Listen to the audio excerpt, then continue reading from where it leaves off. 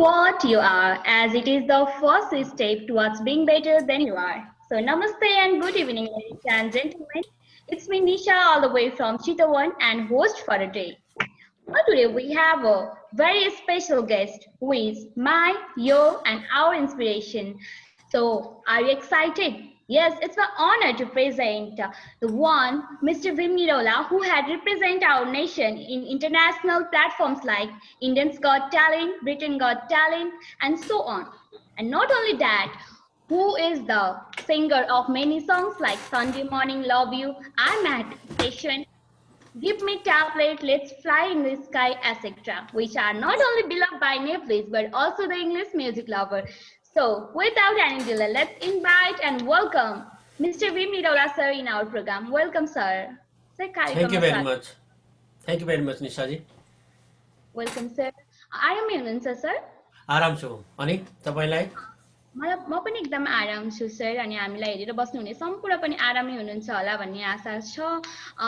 हजुर sir, sir अनि अहिलेको समयमा भने कोरोना भाइरसको त्रास बढेसँगै विभिन्न देशहरूमा लकडाउन भइरहेको छ, कति देशहरूमा खुल्दैछन् भने कति देशहरू अझै लकडाउनमै छन्। उताको चाहिँ के छ सर खबर? थोरै केही जानकारी गराइदिनुहोस् न। यहाँ लकडाउन खुलिसकेको छ, सिचुएसन नर्मल जस्तै छ, तर अब फेरि नयाँ नियम आउँदैछ। 6 जना भन्दा बढी ग्यादरिङ गर्न नपाउने, 6 जना भन्दा बढीले पार्टी गर्न नपाउने। त्यो भन्न जे अब अरू क्षेत्र त सबै खुलिसकेको छ, हस्पिटालिटी होटलहरू चाहिँ खुलेको छैन, एकदम हार्ड हिटै छ अहिलेसम्म। हजुर सर, पक्कै पनि गर्नु नि पर्छ होइन। कोरोना भाइरस सबै अर्कालाई नसरोस्, आफू पनि बचौँ अरूलाई नि बचाउँ भन्ने जुन धारणा पनि छ। अनि सर हजुरलाई अवगत नै होला हामी यस कार्यक्रममा भने नेपालको विभिन्न भूभागमा रही अध्ययनरत विद्यार्थीहरूको प्रश्नहरूलाई चाहिँ हजुरहरू गेस्टमा चाहिँ हामी ल्याउने गर्छौँ र आज पनि हामीसँग यस्ता थुप्रै प्रश्नहरू छन् र ती प्रश्नहरू हामी सुरु गर्ने नै छौँ र ती प्रश्नहरूको हजुरले आज खुसीपूर्वक उत्तर दिनुहुनेछ भन्ने शुभेच्छा पनि राखेको छु सर। Okay, sure. हस् त। Okay I'll try my sir. best to answer all the questions. So sir, let's get started. Okay. Okay, no problem. Sir, the first question is like this. यो प्रश्न चाहिँ झापाबाट प्रतिमा शाहले सोध्नु भएको छ है। तपाईँ नेपाली हुनुमा कतिको गर्व गर्नुहुन्छ अनि आजकल तपाईँ बेलायतमा बसी नेपाललाई चाहिँ कसरी सम्झिराख्नुहुन्छ, कसरी सम्झिराख्नु भएको छ, थोरै यसबारे केही। म जहाँ बसे पनि मेरो हार्ट एन्ड माइन्ड नेपाली नै हो। त्यसले गर्दाखेरि म नेपालमा जन्मेको हो, म नेपाली हो, नेपाली भाषा बोल्छु, दाल भात खान मन पराउँछु। एक्चुअली म भनौँ न बाई पेपरमा लेखेर म नेपालीबाट अर्को हुन सक्दिनँ, कुनै देशको मैले पेपर लिए पनि। त्यसले गर्दाखेरि I am Nepali, I am proud of being Nepali, I will be I think I will be always Nepali and I am always Nepali. Wherever I live, that is. Really, sir. And we are proud to have you like Nepali with us. So the next question is like this, sir. यसरी नै अर्को प्रश्न चाहिँ हामी माझ रौतहटकी स्वीकृति घिसिङले राख्नु भएको छ है। सङ्गीत क्षेत्रमा आउनुको लागि चाहिँ तपाईलाई कसले प्रेरित गर्नुभयो अनि हजुर अर्को चाहिँ हामीसँग हेटौडाबाट प्रश्न दाहालको पनि यस्तै खालको प्रश्न छ कि ब्रिटेन गट ट्यालेन्टमा जानको लागि चाहिँ तपाईलाई कसले प्रेरणा दिनुभयो? एज अ होल भन्नुपर्दा चाहिँ सङ्गीतमा आउन र ब्रिटेन गट ट्यालेन्टमा जान चाहिँ तपाईँलाई हौसला दिने चाहिँ को हुनुहुन्छ, यसको पछाडि चाहिँ कसको हात छ भन्ने प्रश्नहरू छ। सङ्गीतमा प्रेरणा त मेरो आमा नै हो। अब मेरो आमा पनि गाउनुहुन्थ्यो। अब भनौँ न सङ्गिनी भन्ने एउटा हुन्छ हाम्रो पूर्व नेपालतिर, सायद पश्चिममा नै हुन्छ होला। त्यो चाहिँ हरेक फङ्सनमा, विवाहमा, वर्तमानमा, पूजामा, यसमा भनौँ न गाइन्छ। त्यसमा म पनि आमासँगै जान्थेँ, म धेरै सानो हुँदाखेरि। अनि बिस्तारै मैले अब गाउँमा देउसी हुन्छ, भैलो हुन्छ, विभिन्न हुन्छ, त्यसमा गाउँदा गाउँदै केही लोकगीतहरू गाउन मैले जानेको थिएँ। अनि त्यही मैले गाउन जानेको आधारमा पछि म काठमाडौँ आएपछि मैले फर्मल एजुकेसन लिएँ साधना कला केन्द्रमा। म चाहिँ भनौँ मलाई एकदम इन्ट्रेस्ट लाग्यो अब आधुनिक गीतहरू कसरी गाउने, पप गीतहरू कसरी गाउने, अथवा के छ यसको नलेज के छ, यसको आधिकारिक नलेज के हुन्छ भनौँ न, अथवा भनौँ न यसको विधि के छ। यो लोकगीत गाउनलाई त त्यो पुरा हामी विधिमा जानु पर्दैन, हामी लोक लयमा गाइरहेका हुन्छौँ, तालमा पनि गाइरहेका हुन्छौँ, त्यो एउटा परम्परा अनुसार आएको मेलोडी हुन्छ।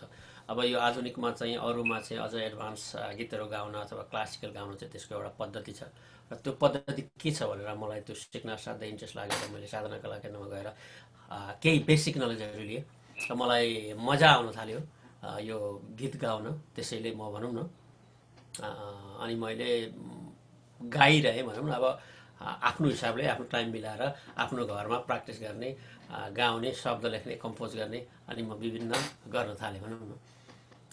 त्यसरी नै म सङ्गीतमा प्रेरित भएँ। अनि अर्को प्रश्न थियो यहाँको।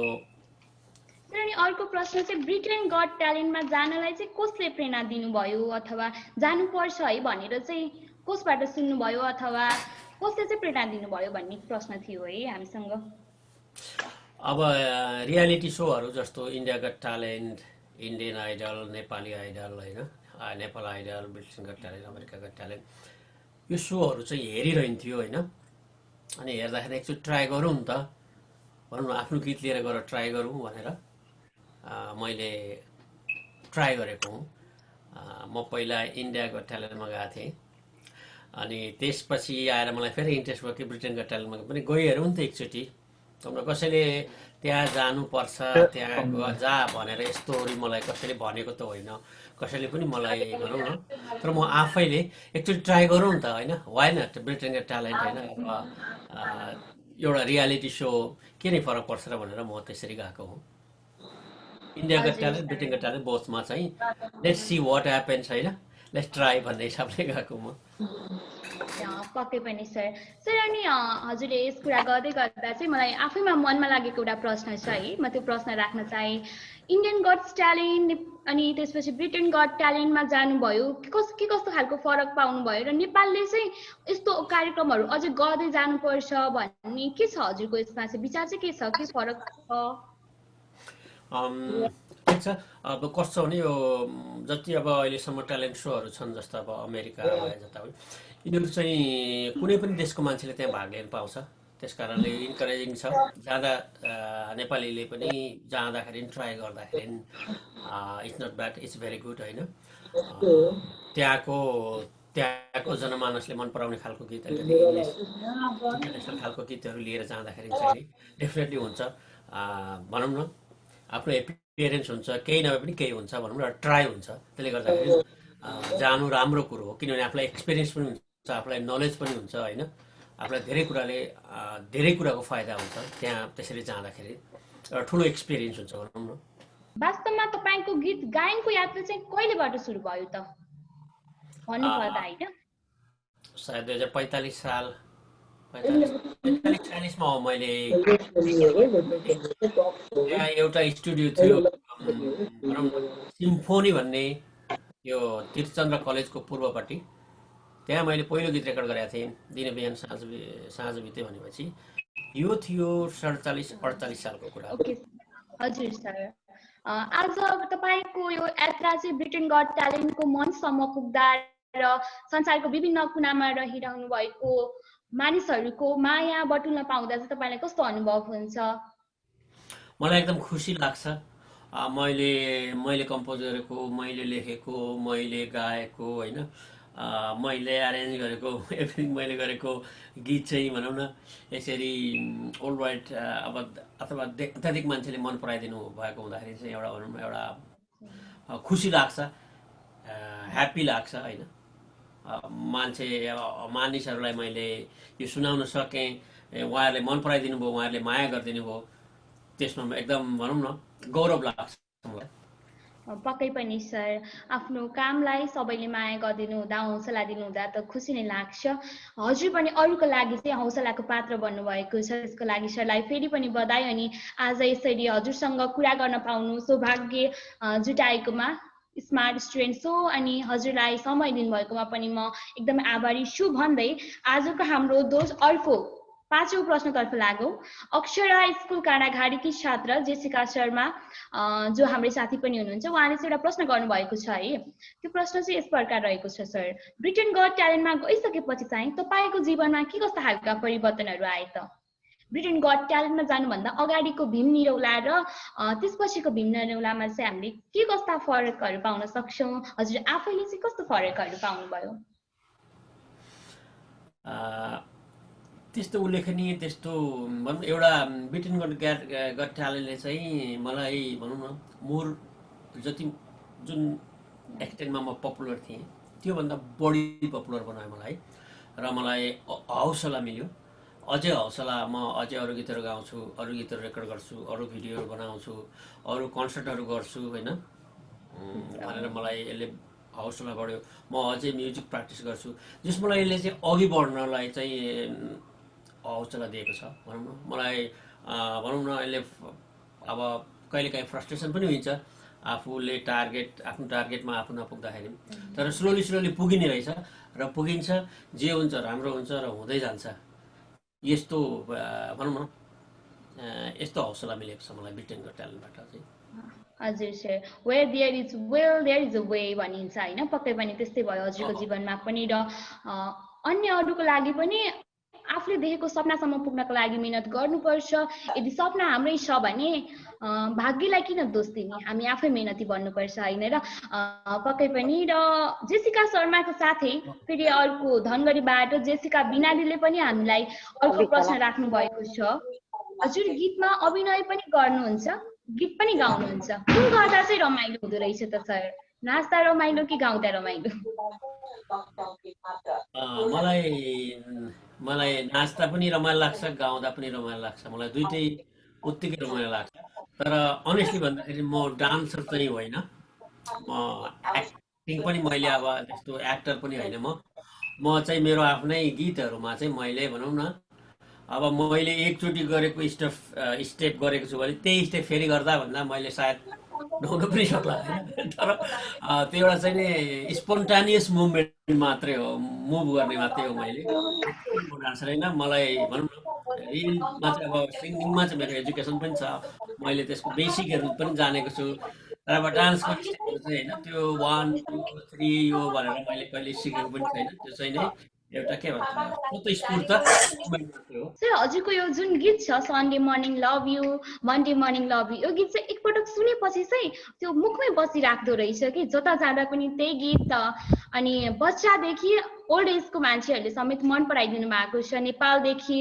उहाँ ब्रिटेनसम्म मन पराइदिनु भएको छ यस गीतको 2 लाइन चाहिँ हामीलाई पनि सुनाइदिनुहोस् न सर मिल्छ भने डेफिनेटली मिल्छ एकदमै राम्रो गीत एकदम डेफिनेटली मिल्छ म definition Sunday morning love you, Monday morning love you, I wanna love you every day. Sunday morning love you, Monday morning love you, I wanna love you every day. Lady, you are beautiful, beautiful, beautiful. Lady, you are attractive, attractive, attractive. Lady, always be mine, be mine, be mine. Lady, you are so kind, so kind, so kind. Thursday morning, love you. Friday morning, love you. I wanna love you every day. Thursday morning, love you. Friday morning, love you. I wanna love you every day. Thank you. Yes, sir. So good. We will love you all time, and every viewers will love you all time. So, sir, best of luck for your futures too. साँच्चै नै राम्रो गीत थियो होइन नाचु नाचु लाग्ने अब कतिले मैले कमेन्ट्सहरू पनि हेरेको थिएँ होइन हजुरको गीतको तल अथवा ब्रिटेन गट ट्यालेन्टको अडिसनको तल त्यसमा चाहिँ कतिले चाहिँ कोरोना लागेको थियो मलाई म हस्टेलबाट फर्केँ यो गीत सुनेर चाहिँ मलाई एकदमै कस्तो योगा गरेको जस्तो फिल भयो भन्नुभएको थियो होइन साँच्चै नै राम्रो गीत थियो अनि त्यस मञ्चमा चाहिँ हजुरले भन्नुभएको थियो यो गीत चाहिँ मेरो वाइफको लागि डेडिकेटेड छ भनेर होइन हामी म्यामलाई पनि टाढैबाट भए पनि नमस्कार नमन गर्न चाहन्छौँ अनि म्यामले पनि सरलाई अझै सपोर्ट गर्दै जानुहुनेछ भन्ने शुभेच्छा छ sir thank you very much sir अनि हाम्रो 7औं प्रश्नको पालो रहेको छ होइन प्रश्न भइरहेको छ त्यसैले थोरै रमाइलो पनि भयो अब भने हामी प्रश्नतर्फ नै लागौँ र 7औं प्रश्न चाहिँ के छ भने पोखराबाट राजेन्द्र विष्टले गर्नु भएको छ होइन तपाईको पहिलो गीत चाहिँ कुन हो सबैभन्दा पहिला रेकर्डेड सङ चाहिँ कुन थियो तपाईको सबभन्दा मेरो पहिलो गीत रेकर्डेड गीत चाहिँ दिन बिहान एउटा सेन्टिमेन्टल गीत छ म ज्यादै नै नारायण गोपालहरू रफी किशोरहरूको फ्यान थिएँ म अनि मलाई नेपालमा चाहिँ नारायण गोपालको गीत असाध्यै मनपर्ने र मैले सेन्टिमेन्टल गीत एउटा रेकर्ड गर्छु भनेर मैले सुरुमा एउटा रेकर्ड गरेको थिएँ। त्यो गीत चाहिँ कस्तो छ भने दिन बिहान साँझ बिते रात कति कति धुलो सँगै, यो गीत चाहिँ यस्तो पहिलो गीत मेरो यही हो। Thank you for cooperating us. Now, sir म सर हजुरतर्फ नै आउन चाहेँ र अब चाहिँ के छ भने सबैजनाको क्वेसनहरू चाहिँ सकेको छैन। तपाईँले सबैलाई इन्करेज गर्नुभएको छ, इन्सपायर गर्नुभएको छ, अझै नयाँ केही गर्नुपर्छ है, हामी पनि गर्न सक्छौँ, हामीले चाह राख्यो भने त्यहाँ राह हुन्छ भन्ने कुराहरू हामीलाई सिकाउनु भएको छ होइन। तर कहिलेकाहीँ अब मान्छेले गाएको सबै गीत चाहिँ हिट हुन्छ भन्ने हुँदैन होइन। जति हिट कलाकारको अथवा जति नै राम्रो कलाकारको पनि सबै गीतहरू चल्दैन। तपाईँलाई चाहिँ कहिलेकाहीँ गीतहरू नचल्दा कुनै ठुलो पीड परेको अथवा यसले कुनै पीडा दिएको त्यस्तो केही पलहरू छ र सर? हजुर सर, मैले अघि पनि प्रश्न राखेको थिएँ, हजुरले सुन्नुभयो कि नै, म फेरि राख्न चाहेँ होइन। जति पनि हिट कलाकारहरू हुनुहुन्छ उहाँहरू सबैको गीत चाहिँ हिटै हुन्छ भन्ने हुँदैन। कहिले जीवनमा कहिले कहाँ न कहिले फुल आउँछ भने चाहिँ आफूले गरेको कामहरू पनि कहिले चर्चामा आउँछ, कहिले आउँदैन। नआउँदा परेको कुनै ठुलो पीड अथवा अब गर्दिनँ भनेर हरेस खानुभएको यस्तो कुनै पल छ र सर हजुरको लाइफमा चाहिँ? त्यस्तो कुनै पनि पल छैन, किनभने एउटा भएन भने अब त्यो त बन्यो, त्यो अब आफूले राख्यो, आफूले युट्युबमा राख्यो अथवा आफूले रेडियोमा बजायो अथवा जहाँ बज्यो, तर त्यो एकदम पपुलर भएन। किन भएन भनेपछि अर्को ट्राई होइन, अनि त्यो अर्को गर्दा पनि भएन। किन ट्राई भन्दाखेरि त्यो चाहिँ कुनै पनि अब गीत त बन्छ होइन, अब त्यो बनेर त्यसले चाहिँ एकैचोटि रिजल्ट दिएन भन्दैमा चाहिँ नि त्यसबाट ह्यारेस हुने, त्यसबाट दुःखी हुने, त्यसबाट पछि हट्ने काम चाहिँ गर्नु हुँदैन। र मैले त्यस्तो चाहिँ कहिले गरेको पनि छैन र मैले निरन्तर मैले सके जति बनाइरहेकै छु। किनभने भनौँ न एउटा निरन्तरता, प्रयास भन्छ नि, त्यो प्रयास गर्दा गर्दा राम्रो पिस निस्किने चान्सहरू जहिले पनि रहन्छ। अब गर्न छोड्यो भनेदेखि ती चान्सहरू, ती अप्सनहरू सबै बन्द हुन्छन्। त्यसैले मैले चाहिँ नि गरि नै रहेँ र गरि नै रहेको छु र गरि नै रहनेछु।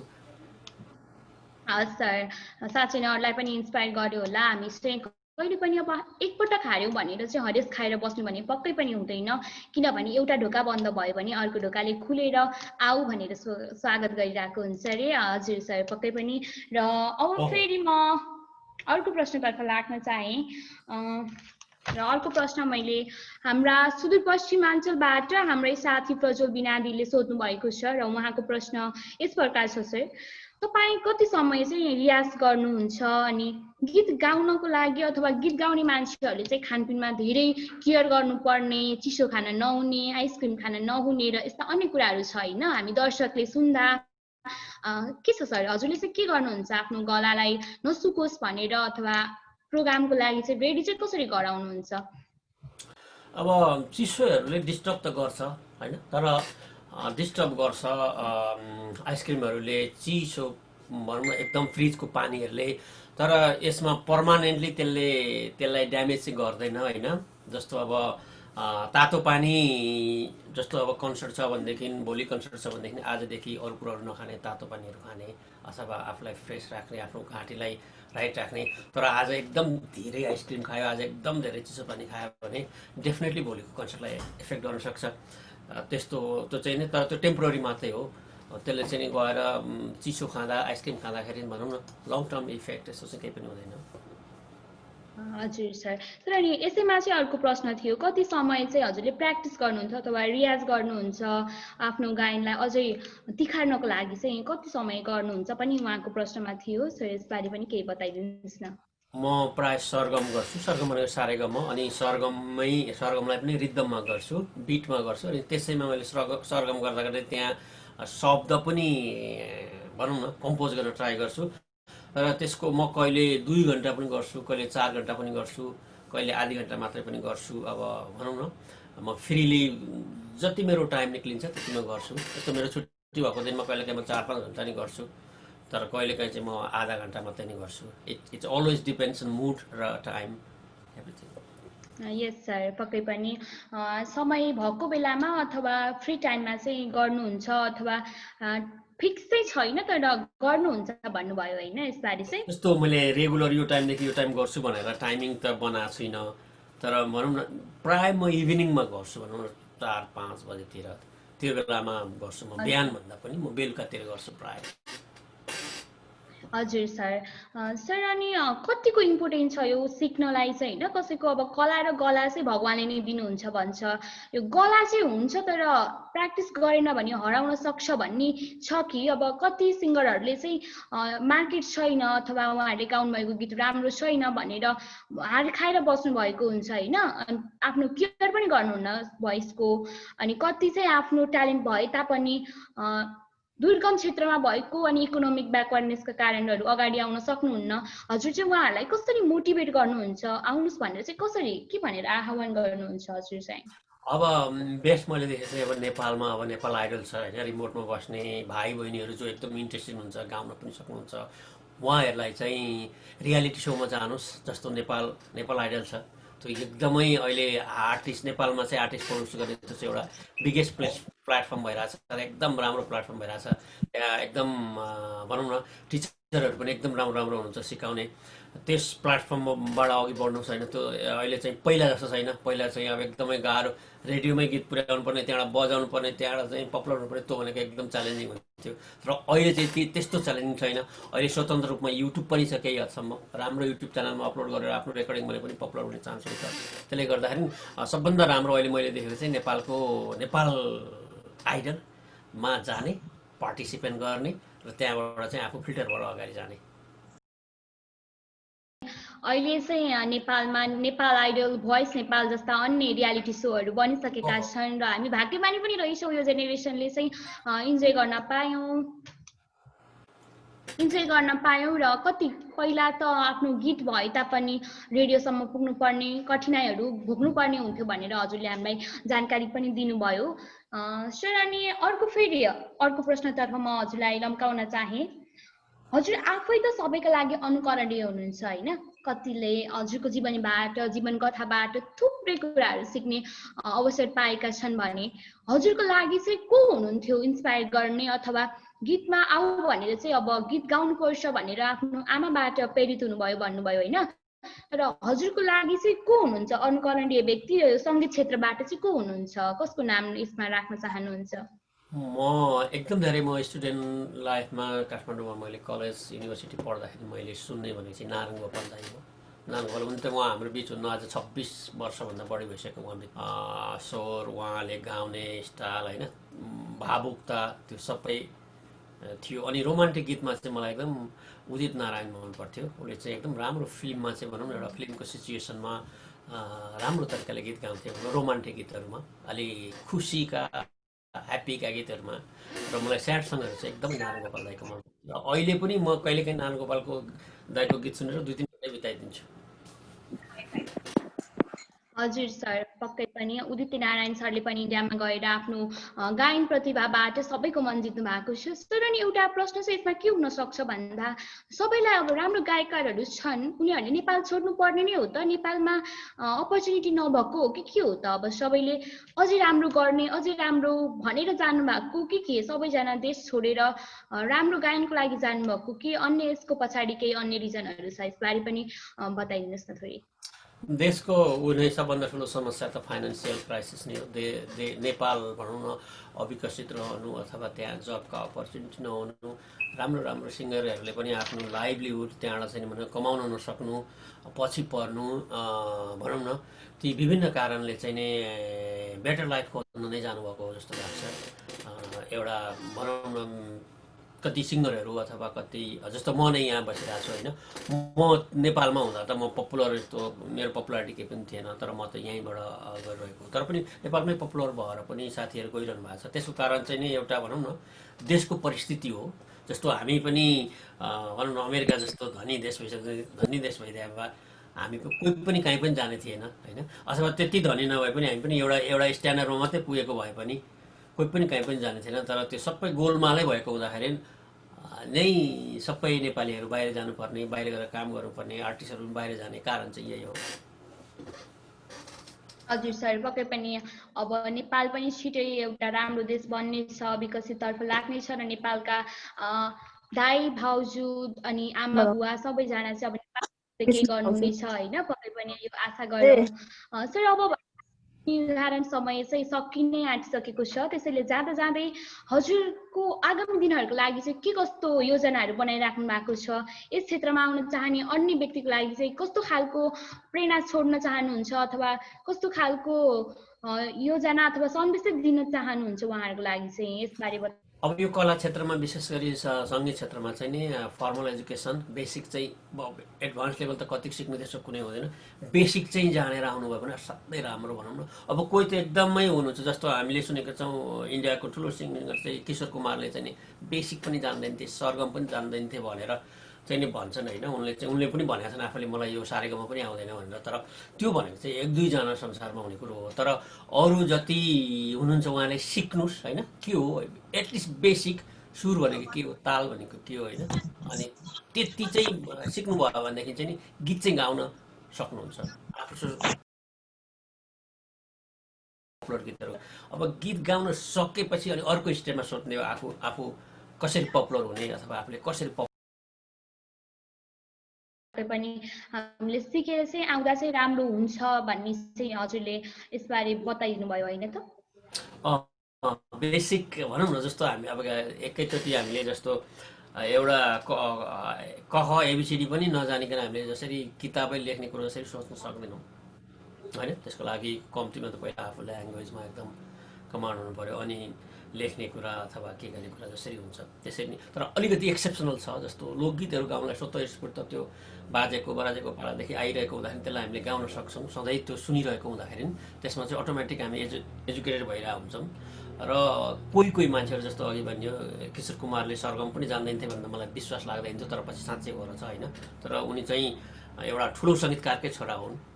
त्यो एक्सेप्सनल केसहरू चाहिँ छन् केही, तर नलेजको चाहिँ असाध्यै आवश्यकता पर्छ। किनभने मैले के गर्दैछु भन्ने कुरो मैले थाहा पाइरह्यो भनेदेखि चाहिँ नि मैले के गर्दैछु भन्ने कुरो मैले थाहा पनि पाएँ भने चाहिँ त्यो चाहिँ भनौँ न नियन्त्रित तरिकाले हुन्छ, राम्रो हुन्छ होइन। नलेजै बेस्ट कुरो हो। हजुर सर, साँच्चै नै अब हामीले चिया पकाउन लागिरहेछौँ भने किटली कहाँ छ नै थाहा भएन भने त चिया कसरी पाक्छ अथवा कसरी पकाउने कुरा त थाहा हुनु पर्यो। त्यसपछि चाहिँ बाँकी कुरा अब सामग्रीहरू खोज्ने भन्ने जस्तो कुराहरू गर्नुभयो। अनि सर, अब हाम्रो सायद समय पनि सकिन आँटिसकेको छ होला, तर यस समय सकिन आँटेको बेलामा चाहिँ हामीले सोध्न बिर्सेका र हजुरलाई मनमा भन्न लागेका केही कुराहरू छ भने, हामी विद्यार्थी हुनुहुन्छ, अभिभावकजीहरू हुनुहुन्छ, के भन्न चाहनुहुन्छ उहाँहरूको लागि चाहिँ? अब छुटेको कुराहरू केही छ भने हजुरले समग्रमा भनिदिनुहोस् न है। त्यस्तो पार्टिकुलरली कुनै कुरो अहिले छुटिरहेछ भन्ने त मेरो दिमागमा आइरहेको छैन। तर एउटा तपाईँले जुन एउटा एरेन्ज गर्नुभयो, विशेष गरी हाम्रो युगजी जो हुनुहुन्छ उहाँलाई धेरै धन्यवाद छ, अनि तपाईँलाई धेरै धन्यवाद छ। अनि जहाँ जो बहिनीहरू दिदीहरू जो हेरिरहनु भएको छ उहाँ बहिनीहरूलाई पनि धन्यवाद छ। अनि यो कार्यक्रम भनौँ न मा तपाईँलाई इन्भाइट गरेर भनौँ न मलाई प्रश्नहरू सोधिदिनु भएकोमा म एकदम खुसी छु, मलाई एकदम खुसी लागेको छ। र मेरो गीत तपाईँहरूले मन पराइदिनु भएकोमा त्यसमा पनि म असाध्यै खुसी छु। र फेरि पनि तपाईँहरूको यो कार्यक्रम अगाडि बढिरहोस्, यसमा अरू कलाकार, अरू आर्टिस्ट अथवा अरू क्षेत्रका मान्छेहरूले पनि यसमा भाग लिइरहन्। तपाईँको प्रोग्रामलाई पनि शुभकामना छ। र खास अब मसँग अहिले छुटेको कुरा भन्ने चाहिँ खासै अब दिमागमा केही पनि आइरहेको छैन। हस् सर, अब त्यस्तो छुटेको कुरा केही छैन भन्नुभयो। र हाम्रा साथीहरूले आजको यस कार्यक्रम हेरेर अथवा अभिभावकजीहरूले पनि यस कार्यक्रम हेरेर थुप्रै कुराहरू सिक्नुभयो होला भन्ने म आशा गर्दछु। र म पर्सनल्ली पनि हजुरको लाइफबाट, जीवन कथाबाट थुप्रै कुराहरू सिक्न पाएँ। कन्फिडेन्ट कति इम्पोर्टेन्ट छ होइन, हामी अरूलाई कतिको हेल्पफुल हुनुपर्छ, र आज हारियो भन्दैमा भोलि पनि त हारिन्छ भन्ने छैन, कोसिस जारी राख्नुपर्छ। जस्ता अन्य कुराहरूबाट हजुरले हामीलाई सिकाउनु भएको छ। हामी सबैको लागि हजुरका पाइलाहरू अनुकरणीय छन्, हजुरका कार्यहरू अनुकरणीय छ भन्दै आशा छ आजको भ्युवर्स र विद्यार्थीहरूलाई पनि हजुरबाट थुप्रै कुराहरू सिक्ने मौका मिल्यो होला। भ्युवर्सहरू पक्कै पनि मिल्यो होला अब भने हामी छुट्टिने बेला भइसकेको छ त्यसैले once again sir me and my entire team of smart students hold you a huge gratitude for being here हजुरको अमूल्य समयको लागि हामी धेरै नै आभारी छौं Thank you, Nisha Baini, and thank you everybody who are watching me and listening me. And thank you so much also Yugalji. Thank you sir साथै भ्युअर्सहरुलाई म जाँदा जाँदै हजुरहरुले फिडब्याक दिन चाहनुहुन्छ भने हामी सोशल मिडिया पेजहरुमा उपलब्ध छौं we are always great to hear you all and what you all tell us so हामीलाई फिडब्याक दिन नबिर्सिनु होला र यति भन्दै म निशा पनि अहिलेलाई बिदा हुन चाहन्छु